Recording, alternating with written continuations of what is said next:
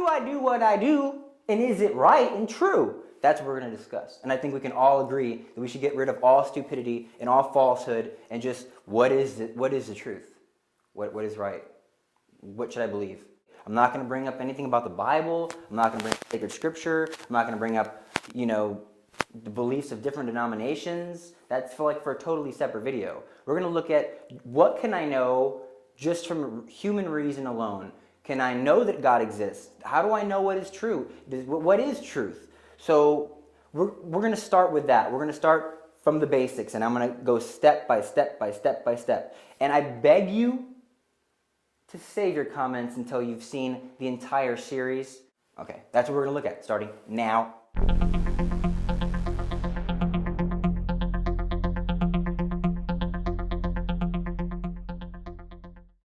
Right now, the Earth, it's spinning on its axis at about 1,600 kilometers per hour.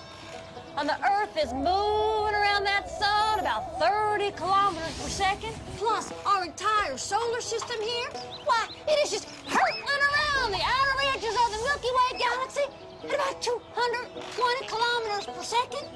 Not to mention the movement of our galaxy within the universe. It's expanding at speeds approaching the speed of light. That's about 300,000 kilometers per second.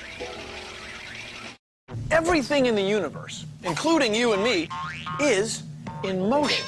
All right, so motion. What do we know about motion? Now, forces put things in motion. So if I have a set of dominoes, and they're just sitting like this, nice and even, up and down in a row. If nobody pushes them, they're not going to move. If something doesn't move them first, they will not move. If gust of wind doesn't push them, if somebody doesn't drop something on them, they won't move unless somebody pushes it.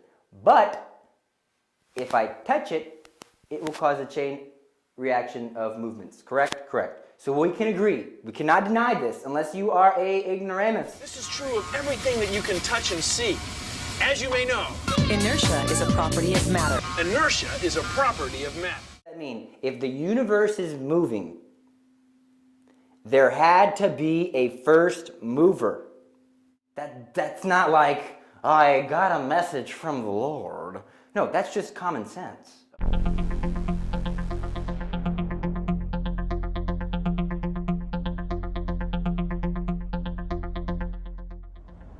Although he didn't know it at the time, Hubble's discovery that the universe was expanding led to one of the most important breakthroughs ever made about time, the Big Bang.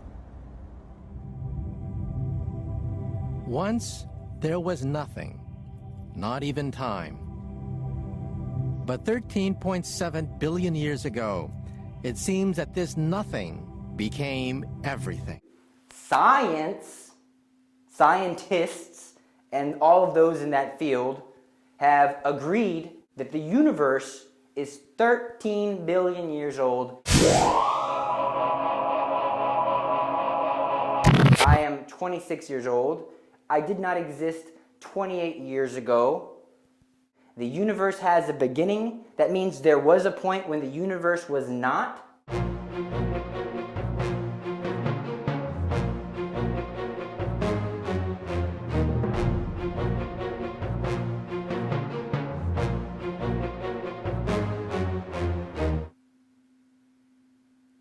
What do you mean it was created? It could have come about in some other way. Spontaneously expanded at a phenomenal rate, giving birth to the universe and everything within it, including time. Do things just pop out of thin air? No, they don't. I'm sitting here. If a pirate magically appeared, I would say, this universe could have just magically appeared out of nowhere. You know, that just, things like that are happening every day. There's a pirate here, there's a boat there, there's a rocket ship standing in front of my front lawn. How did that get there? I don't know, it just came out of nowhere.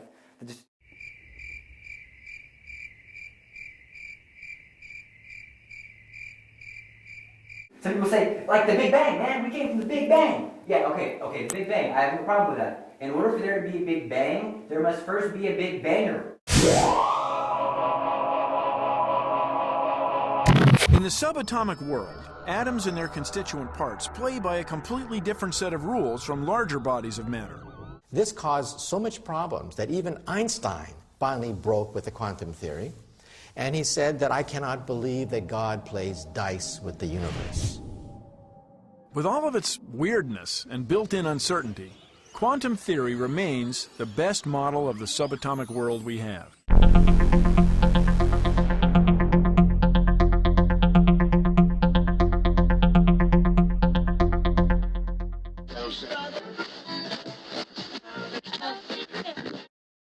That you're going to believe that everything just kind of appeared out of nowhere. And not only did it appear out of nowhere, that somehow this nothingness, there's something that came out of nothing, all of a sudden followed this right pattern in order to make everything that is here, like grass and trees. This all happened by accident, right?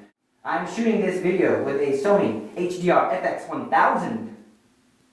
The next model up would be a professional film camera. This camera is very complex. If you look at a blade of grass, and look at the science behind it. You look at them with a microscope, you look at the subatomic particles and the way they interact. There is so much more design involved in a blade of grass than there is in this Sony HDR FX1000. Oh look, a camera! That must have appeared here and like created itself out of accident, out of a bunch of random events to just kind of put a camera there. So why would I say that about a blade of grass? That doesn't make any sense. If a blade of grass has got more design in it than this camera.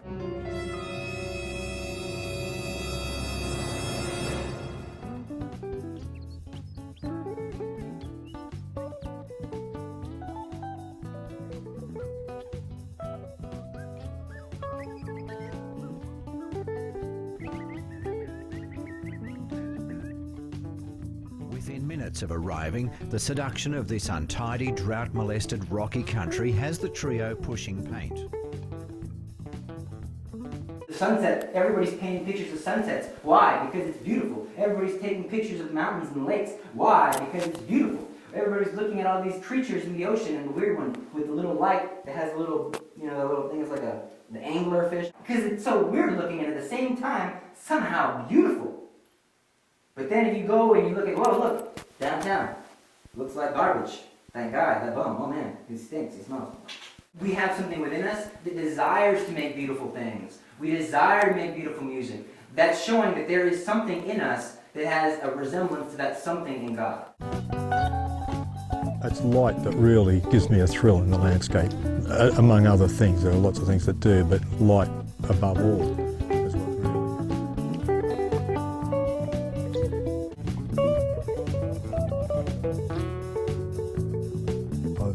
Develop my methods to work as quickly as I can because it's light that I've been chasing, and light doesn't hang about. If I were to get an artist, even if I were to get Leonardo da Vinci, and blindfold him, and give him a lot of liquor, and then spin in circles, and then say, have at it, Leonardo, paint a beautiful, beautiful, beautiful, beautiful painting. It looked worse and worse as he kept going. As the more colors he added on there, the more randomness it appeared, the more ugly it would become. Although by modern standards it probably like, oh my, this is intellectually stimulating, a drunk guy made this, oh wow. No, it's not beautiful though, it's not appealing to the eyes. What is beautiful? Nature. You go out and you look at the sunset and you think, oh, heaven must be like this. If there is a heaven, look at this beautiful sunset. Oh, look at this beautiful beach. Oh, look at those beautiful mountains. Oh, look at this beautiful tree. Oh, look at that beautiful squirrel. Oh, look at that beautiful woman. Oh, look at the beautiful this. Oh, look at the beautiful baby. All of these things came about through nature. And that's not random. I can't even paint a tree when I try with my eyes open, let alone a beautiful tree just popping out on accident, out of nowhere. Like, everything in creation we find is beautiful until we make it ugly. And beautiful things don't happen on accident. They have to be made with the beauty in mind, with a set goal.